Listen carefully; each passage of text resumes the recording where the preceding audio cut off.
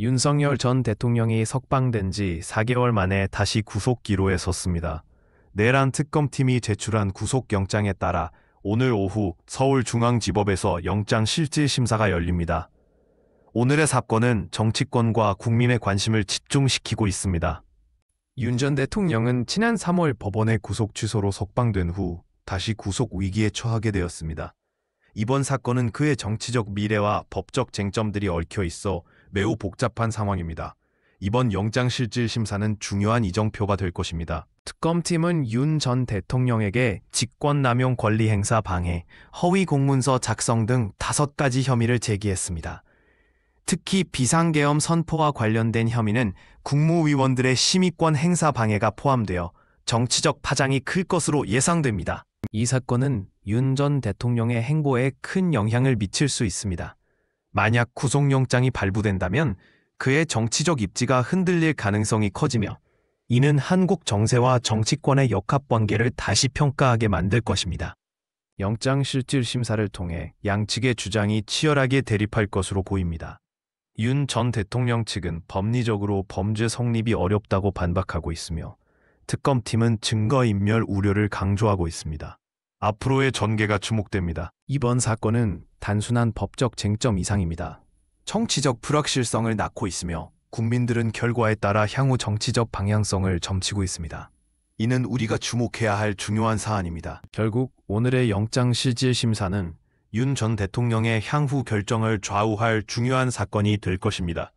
법원에서의 판단이 어떻게 나올지는 아직 불확실하지만 많은 이들이 결과를 기다리고 있습니다. 시청자 여러분, 이번 사건에 대한 의견이나 생각이 있으신가요? 댓글로 여러분의 목소리를 남겨주세요. 정치와 법의 경계에서 벌어지는 이 치열한 싸움을 함께 지켜보시기 바랍니다. 이번 사건의 핵심은 내란 특검팀의 구속영장 청구입니다. 그들의 주장에 따르면 윤 전 대통령은 비상계엄 선포 과정에서 국무위원들을 배제하고 허위 문서를 작성하였다는 것입니다. 특검팀이 제기한 첫 번째 혐의는 국무회의 소집과 관련된 것입니다. 올해 12월에 일부 국무위원만 모여 단 2분 동안 회의를 진행한 후 종료했는데 이로 인해 해당 위원들의 계엄 심의권이 방해받았다고 합니다.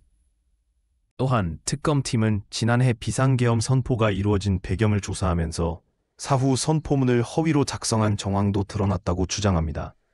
이는 대통령 기록물에 대한 심각한 위법 행위로 간주될 수 있습니다. 특검팀은 홍보수석실 외신 대변인에게 허위 언론 대응 자료를 작성해 CNN 등 외신에 배포한 혐의도 제기했습니다.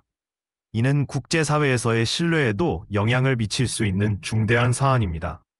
그리고 고위공직자범죄수사처의 체포영장 집행을 저지한 혐의도 주요 쟁점입니다. 윤 전 대통령이 김성훈 전 경호처 차장에게 집행을 막으라고 지시한 것으로 드러났습니다. 특히 내란 공범들과의 비화폰 통화기록 삭제를 지시한 혐의는 더욱 큰 파장을 일으킬 수 있습니다. 이는 직무와 관련된 중대한 과오로 여겨질 수 있습니다. 특검팀은 구속영장 청구서에서 증거인멸 우려를 여러 차례 강조했습니다. 이는 법원의 판단에 큰 영향을 미칠 수 있는 요소로 작용할 것입니다. 또한 윤 전 대통령이 수사기관의 출석 요구에 여러 차례 불응한 점도 언급되었습니다. 이는 그가 수사에 대해 비협조적인 태도를 보였음을 나타내며 법원에 부정적인 인상을 줄 수 있습니다. 윤 전 대통령 측은 법리적으로 범죄 성립이 어렵다고 주장하고 있습니다.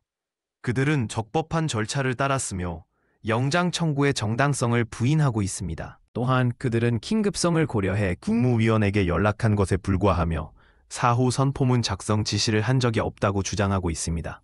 이 점은 중요 법적 쟁점이 될 수 있습니다. 체포영장의 발부가 위법하다는 주장도 하고 있습니다.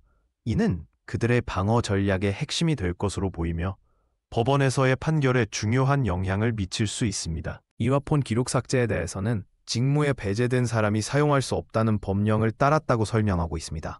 이 또한 그들의 방어 논리의 중요한 축입니다.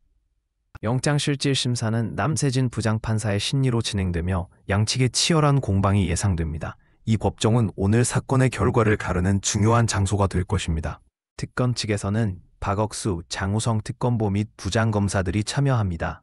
이들은 윤 전 대통령의 혐의 입증을 위해 만반의 준비를 하고 있을 것입니다. 윤 전 대통령 측에서도 많은 변호사들이 나서 적극적으로 방어할 것입니다. 이들은 법적 절차에 따라 최선을 다해 주장할 것으로 기대됩니다. 신문이 끝난 뒤 윤 전 대통령은 서울구치소로 이동하여 결과를 기다립니다. 결과 발표는 오늘 밤에서 내일 새벽 사이에 있을 것으로 보입니다. 영장이 발부되면 특검팀의 남은 수사에도 힘이 실릴 것입니다. 반면 기각될 경우 윤 전 대통령 측의 무리한 영장 청구에 대한 비판이 커질 것입니다. 이 모든 결과는 앞으로의 정치 상황에 큰 영향을 미칠 것입니다.